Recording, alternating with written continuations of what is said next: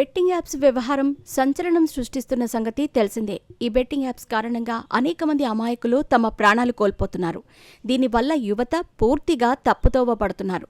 Easy మనీకి అలవాటు పడి నేరాలకు పాల్పడుతున్నారు. లేదంటే చేసిన అప్పులు తీర్చలేక ఆత్మహత్య చేసుకుంటున్నారు. దీంతో తెలంగాణ పోలీసులు ఈ బెట్టింగ్ యాప్స్పై ప్రత్యేక దృష్టి సారించారు.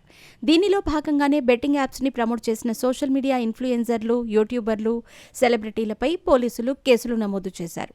బెట్టింగ్ యాప్స్ ప్రమోట్ చేస్తున్న 11 మంది తెలుగు సెలబ్రిటీలపై కేసులు నమోదు చేశారు. Harsha Sai, Pareshan boys, Imran Khan, tasty Teja, Kiran Goud, Vishnupriya, anchor Shyamala, Ritu Chaudhary, Bandaru Sheshasai Supreetha తదితరులపై పంజాగుట్ట పోలీసులు కేసులు నమోదు చేశారు.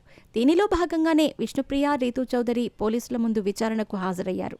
రాణా దగ్గుబాటి, విజయ్ దేవరకొండ, మంచులక్ష్మి, ప్రకాష్ రాజ్, హీరోయిన్ ప్రణీత, నిధి అగర్వాల్, అనన్య నాగళ్ల, సిరి హనుమంతు, శ్రీముఖి, వర్షిణి సౌందరరాజన్, వాసంతి కృష్ణన్, శోభా శెట్టి, అమృత చౌదరి, నయని పావని, నేహా పఠాన్, పాండు మొదలగు సినీ సెలబ్రిటీలపై కూడా పోలీసులు కేసులు నమోదు చేసినట్టు తెలుస్తోంది.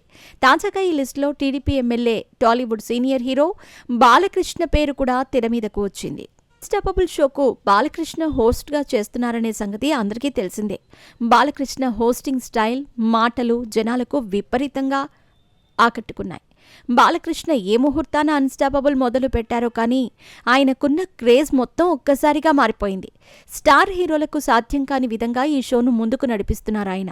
ఇంకా చెప్పాలంటే ఆయన్ను వ్యతిరేకించేవారు కూడా ఈ షో చూసిన తర్వాత బాలయ్యపై తమ అభిప్రాయాన్ని మార్చుకున్నారు.